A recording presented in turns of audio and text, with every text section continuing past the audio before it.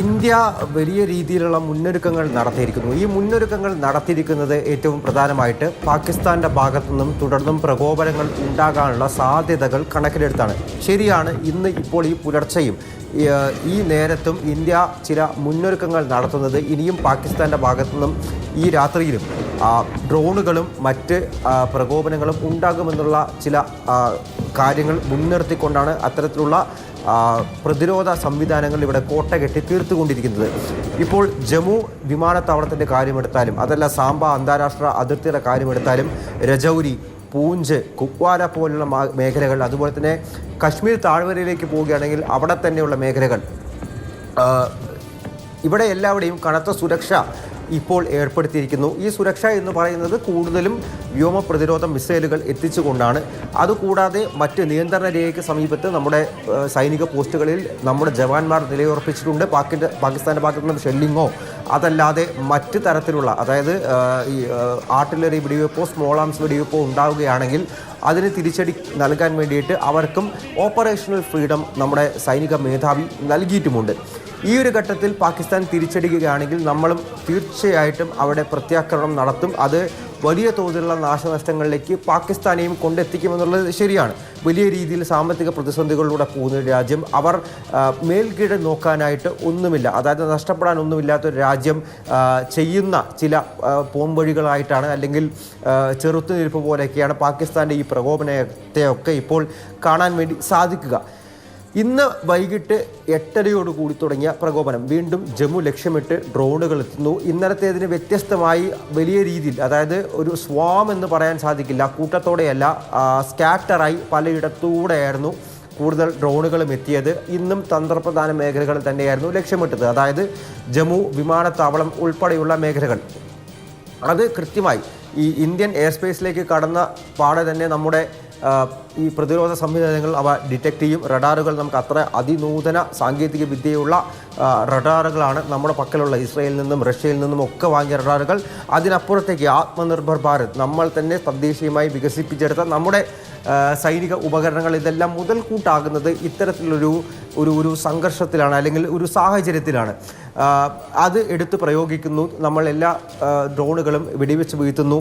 നിലവിൽ ഒരു റിപ്പോർട്ടുകൾ അനുസരിച്ചാണെങ്കിൽ 200-ൽ പരം ഡ്രോണുകൾ എന്ന് പറയാൻ സാധിക്കും. അതിൽ ഒരു വ്യക്തത വരേണ്ടതുണ്ടെങ്കിൽ പോലും അതെല്ലാം ആംഡ് ഡ്രോൺസ് ആയിരുന്നു ഭൂരിഭാഗവും, ആയുധ ഡ്രോണുകളായിരുന്നു ഭൂരിഭാഗവും എന്നുള്ള കാര്യം നമ്മൾ മറക്കരുത്.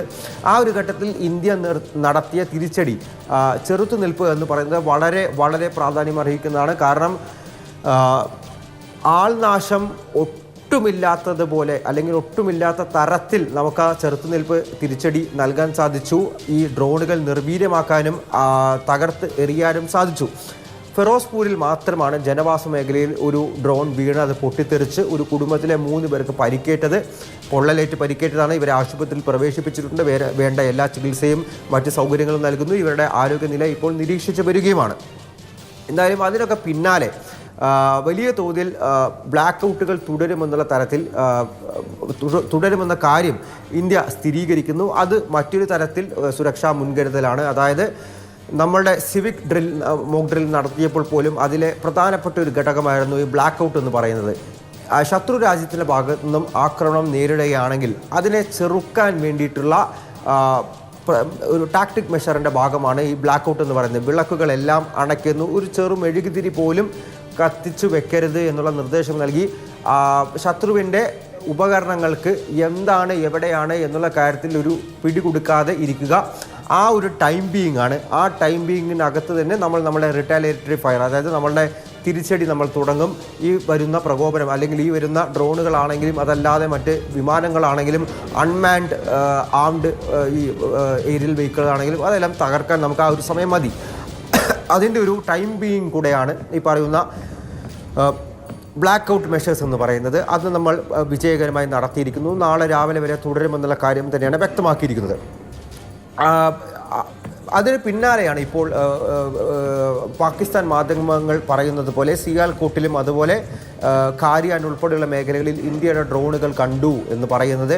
നമ്മുടെ പ്രതിരോധ വൃത്തങ്ങളും അത് സ്ഥിരീകരിക്കുന്നുണ്ട്. സ്ഥലങ്ങൾ പറയുന്നില്ല, പക്ഷേ റിറ്റാലിയേറ്ററി മെഷേഴ്സ് അല്ലെങ്കിൽ ഫയറിംഗ് തുടങ്ങിയിട്ടുണ്ട്, പലയിടത്തും ഡ്രോണുകൾ അയച്ചിട്ടുണ്ട് എന്നുള്ള സ്ഥിരീകരണം പ്രതിരോധ മന്ത്രാലയത്തിൽ നിന്നും വരുന്നുണ്ട്. അതായത് നമ്മൾ നമ്മുടെ തിരിച്ചടി നടത്തുന്നുണ്ട്. അതിൻ്റെ വിശദ വിവരങ്ങൾ എന്തായാലും പൊതുജനങ്ങളെ അറിയിക്കുന്നത് നാളെ ആയിരിക്കും. അതിലൂടെ നമുക്ക് കൂടുതൽ വിശദാംശങ്ങൾ എന്തായാലും അതിനെ സംബന്ധിച്ച് മനസ്സിലാക്കാൻ സാധിക്കും. ഈ ഒരു ഘട്ടത്തിൽ പാകിസ്ഥാൻ പ്രകോപനം തുടരുന്നതാണ് ഏറ്റവും പ്രധാനപ്പെട്ട ആശങ്ക അർഹിക്കുന്ന ഒരു കാര്യം. ലോക രാജ്യങ്ങൾ എല്ലാവരും പറയുന്നു ഇന്ത്യയും പാകിസ്ഥാനും തമ്മിൽ തുറന്ന ഒരു യുദ്ധത്തിലേക്ക് പോകരുത്. ശരിയാണ്, പോകരുത്. കാരണം അത് വലിയ രീതിയിലുള്ള നാശനഷ്ടങ്ങളിലേക്കും ആൾനാശങ്ങളിലേക്കും ഇന്ത്യയും പാകിസ്ഥാനും കൊണ്ടെത്തിക്കും. കാരണം ഇന്നലെ പാകിസ്ഥാൻ്റെ ഭാഗത്തു നിന്നും ഷെല്ലിംഗ് ഉണ്ടായപ്പോൾ ഇന്ത്യയുടെ ജവാന്മാർക്ക് വീരമൃത്യു വരിച്ചു എന്നുള്ള കാര്യം നമ്മൾ തന്നെ സ്ഥിരീകരിച്ചിട്ടുള്ള കാര്യമാണ്. അവരും വലിയ രീതിയിലുള്ള നാശനഷ്ടങ്ങൾ അവർക്കും ഉണ്ടായിട്ടുണ്ട്. പക്ഷേ അപ്പോഴും നമ്മുടെ ഭാഗത്തും ലോസസ് ഉണ്ട്, അതായത് നഷ്ടങ്ങളുണ്ട്, നമ്മളത് പറയുന്നുമുണ്ട്. അക്കാര്യങ്ങളൊന്നും തന്നെ മുന്നോട്ട് പോകാതെ ഇരിക്കേണ്ടത്, അതായത് നമ്മുടെ ജനങ്ങളുടെ സേഫ്റ്റി നോക്കേണ്ടത് നമ്മുടെ രാജ്യത്തിൻ്റെ കടമയാണ്. സൈനികരുടെ മാത്രമല്ല, പൊതുജനങ്ങളുടെ കാര്യമായാലും നിരവധി പൊതുജനങ്ങളുടെയും ജീവൻ ആപത്തിലാകുന്ന ഒരു കാര്യമാണ് യുദ്ധമെന്ന് പറയുന്നത്. യുദ്ധം ആരും ആഗ്രഹിക്കാത്തൊരു കാര്യമാണ്. പ്രത്യേകിച്ചും ഇന്ത്യ പാകിസ്ഥാൻ എന്ന് പറയുമ്പോൾ അത് യുക്രൈൻ റഷ്യ പോലെയോ അതല്ല ഇസ്രയേൽ ഹമാസ് പോലെയോ പലസ്തീൻ പോലെയോ ഒന്നുമല്ല. ഇവിടെ ഇന്ത്യയുടെ പക്കലും ന്യൂക്ലിയർ ആയുധമുണ്ട്, പാകിസ്ഥാൻ്റെ പക്കലും ന്യൂക്ലിയർ ആയുധമുണ്ട്. അതെടുത്ത് പ്രയോഗിക്കുകയാണെങ്കിൽ ഇരു രാജ്യങ്ങളുടെയും ജനതയെ കുഴപ്പത്തിലേക്ക് തള്ളിയിടുന്ന രീതിയിലായിരിക്കും ഇതൊരു ന്യൂക്ലിയർ വാറായി പരിണമിച്ചു കഴിഞ്ഞാൽ. ലോകരാജ്യങ്ങളെല്ലാം തന്നെ അഭിപ്രായപ്പെടുന്നതും ആ ഒരു കാര്യമാണ്. ഇരു രാജ്യങ്ങളും തമ്മിൽ ഒരു യുദ്ധത്തിലേക്ക് പോകരുത് എന്നുള്ളത് തന്നെയാണ്. ആ നിലപാടെടുത്ത് ഓരോ രാജ്യങ്ങളും മുന്നിലേക്ക് വരുന്നു. ദാ ഇപ്പോഴും വൈറ്റ് ഹൗസ് അത് തന്നെയാണ് പറയുന്നത്. പക്ഷേ ആ സമയവും നമ്മുടെ മണ്ണിലേക്ക് പാകിസ്ഥാൻ പ്രകോപനം തുടരുകയാണ്. പക്ഷേ തിരിച്ചടിക്കുന്നു എന്നുള്ള പ്രധാനപ്പെട്ട വിവരം കൂടിയാണ്.